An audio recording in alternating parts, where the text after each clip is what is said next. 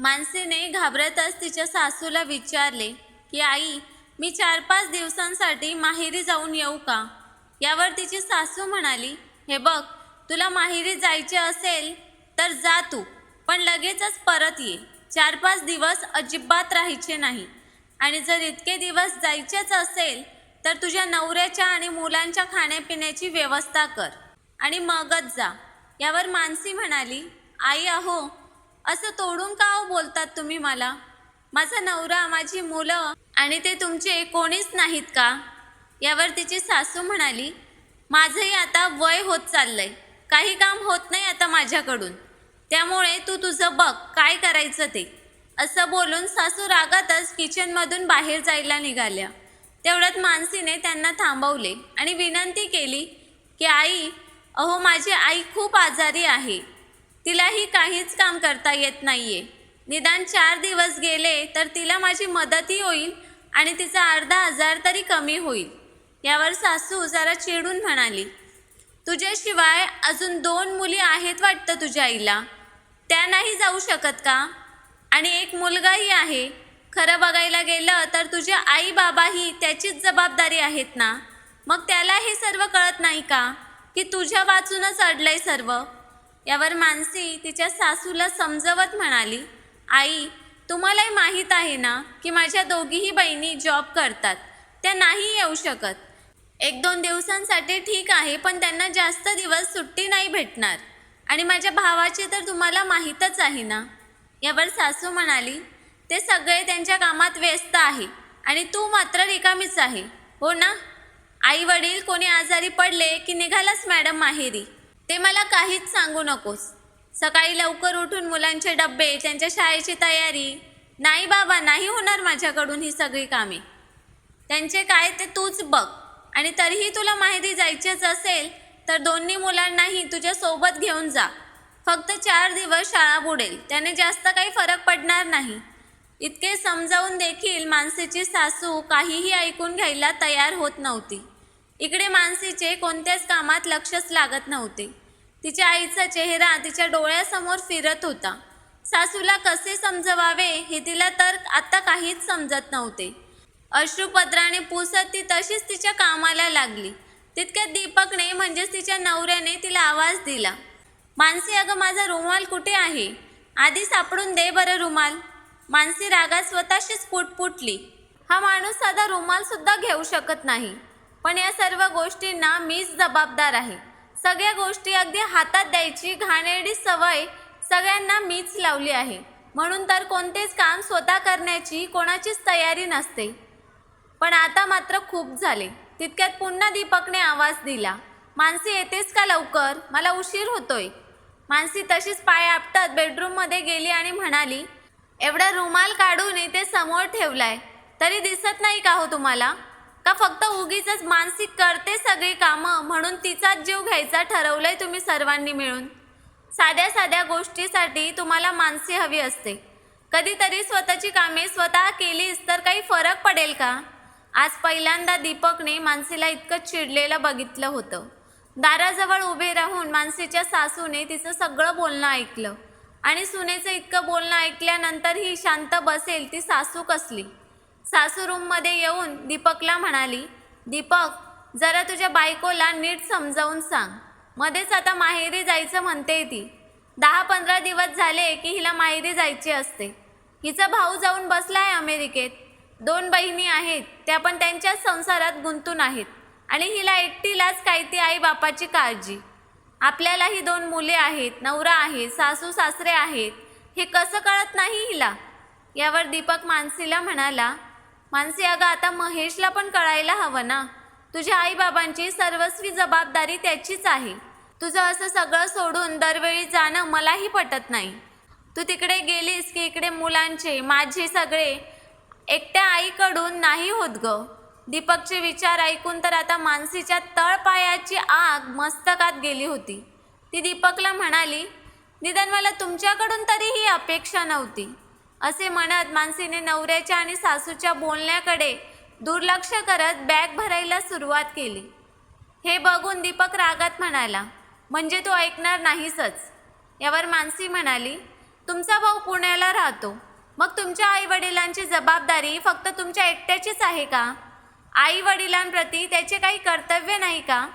अगोदर माझ्या या प्रश्नाचे उत्तर द्या आणि मग मला थांबवण्याचा प्रयत्न करा. मानसीने आता मागचा पुढचा कोणताच विचार न करता मनातील भावनांना वाट मोकळी करून दिली होती. तिचा जीव तिच्या आईसाठी तुटत होता. आईच्या प्रेमापोटी आज पहिल्यांदा मानसी नवऱ्याच्या आणि सासूच्या विरोधात गेली होती. तिने बॅग भरली आणि कोणाचाही विचार न करता ती तशीच आईच्या ओढीने घराबाहेर पडली. क्षणभरासाठी मुलांनाही ती विसरली होती.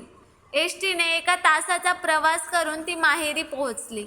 आईला बघून क्षणभर तिला रडूच आवरेना, पण कसेबसे ती अश्रूंना थांबवत तिच्या आईजवळ जाऊन बसली आणि काळजीच्या सुरात म्हणाली, आई कशी आहेस ग? यावर तिची आई तिच्या डोक्यावरून हात फिरवत म्हणाली, तू आलीस ना आता, मग मी लवकर बरी होईल बघ. मानसीच्या आईला दम्याचा त्रास होता. वातावरण थोडे जरी बदलले तरी वारंवार त्रास जास्त व्हायचा. अशा वेळी तिच्याजवळ जवळचं कोणीच काळजी घेणारं नव्हतं. मानसीला देखील असं सारखं सारखं माहेरी येणं जमायचं नाही. त्यासाठी तिलाही खूप सासूरवास सहन करावा लागत असे, पण आईसाठी ती तोही सहन करायची. आई मानसीचा हात हातात घेत भरल्या डोळ्यांनी म्हणाली, मानसी बेटा, नेहमी माझ्या मदतीला धावून येतेस तू. माहेरवाशी नसूनही तुला नीट माहेरपण देखील मिळत नाही.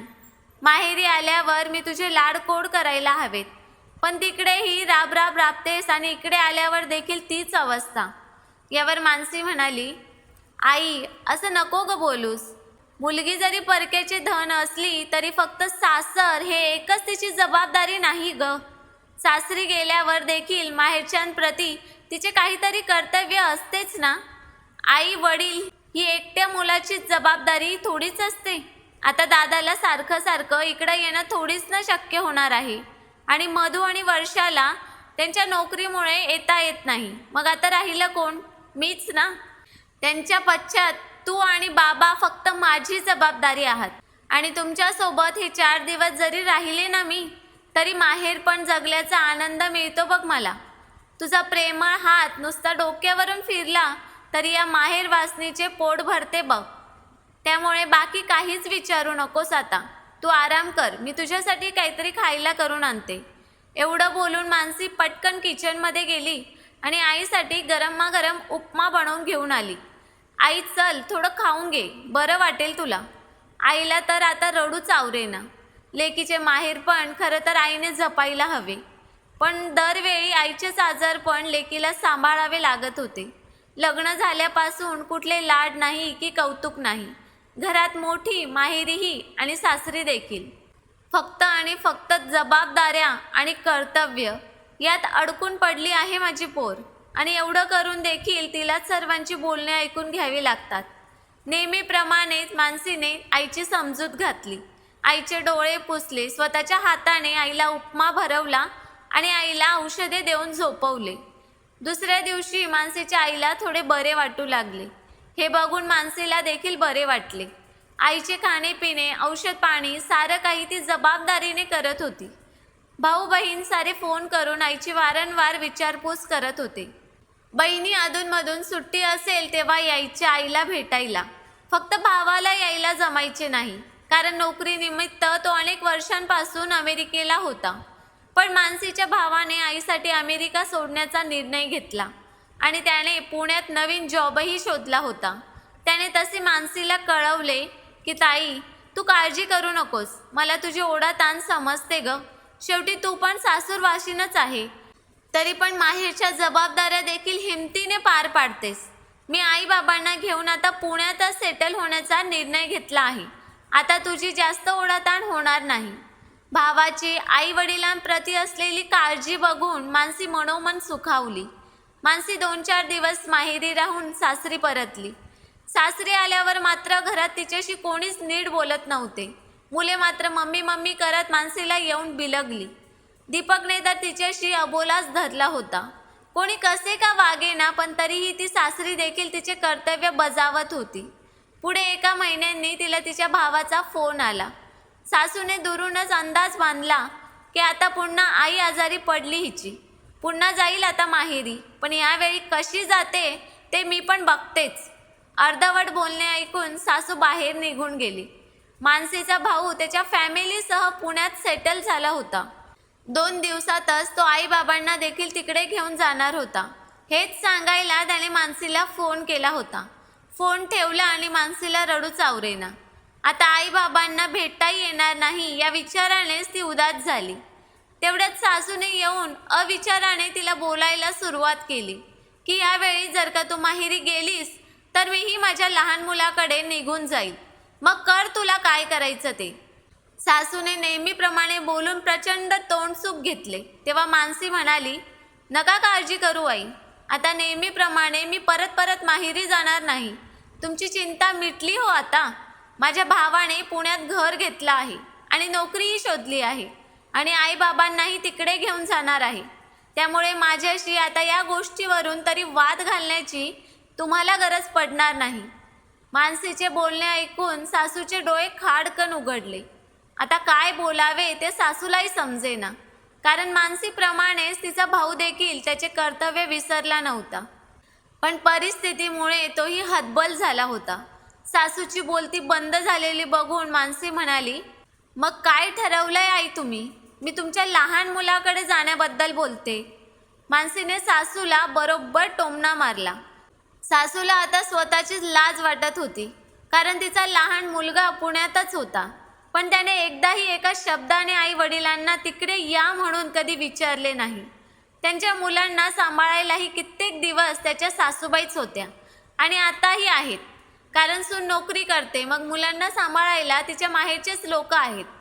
मानसीच्या सासूला आता सारे काही समजले होते.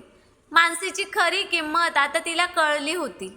मानसीच्या चांगुलपणाचा आपण किती फायदा घेत आहोत याची सासूला मनात कुठेतरी जाणीव झाली. पण आता खूप उशीर झाला होता.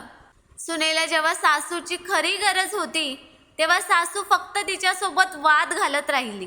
पण चूक सुधारण्याची अजून एक संधी सासूला मिळणार होती, कारण पुढे काही दिवसातच दिवाळीचा सण होता.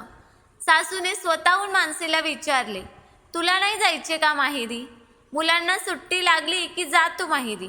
इकडची काही काळजी करू नको, मी आहे ना, सांभाळेल मी सर्व.